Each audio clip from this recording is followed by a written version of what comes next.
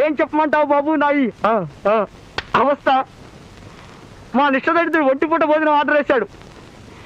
ఈ మధ్య మరీ రెచ్చిపోయి వంటగదిలో వంకాయ వేలాడ కట్టడం, దాన్ని చూస్తూ ఉట్టన్నం తినడం, గాజు గాజులో పులుసు పోసుకుని దాన్ని చూస్తూ ఉట్టన్నం తినడం, ఇలాంటి విద్యలు ప్రదర్శిస్తున్నాడు. మధ్యలో నేను మలమలా మాడిపోతున్నాను బాబు. ఆ పగవాడికి కూడా వద్దు ఈ దుష్ట కష్టాలు.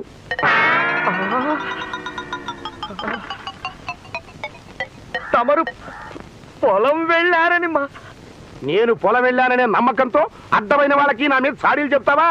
విన్నా, అన్నీ విన్నా. ప్రస్తుతం నీ జీతం ఎంతరా? ఒక మనిషిని ఇంట్లోకి అద్దెకి తీసుకురావటంతో కాస్తంత పెరిగి 6 రూపాయల 10 పైసలైంది మహాశయ. నా మీద చాడీలు చెప్పినందుకు నీ జీతంలో 6 రూపాయలు కోసేస్తున్నాను. పో, నీ దిక్కున్న చోట చెప్పుకో. 6 రూపాయల 10 పైసల జీతంలో 6 రూపాయలు కోసేస్తావరా దొడ్డికాల దద్దమ్మ? నీ కళేబరానికి కాకులు ఎత్తుకుపోను. ఆ 10 పైసలు మాత్రం నాకు తెలియకరా, నువ్వే ఉంచుకో. రేపు నీ పాడి మీద వేయించుకుందువు గాని. వాష్ బేసిన్లో చేపలు పెట్టేవాడి మొహంలో మొహం చూడు. పోతావురా రే, నాశనం అయిపోతావు. ఏమిటి భోంచేస్తున్నారా? నువ్వు వచ్చావు, ఫోన్ చేసేవో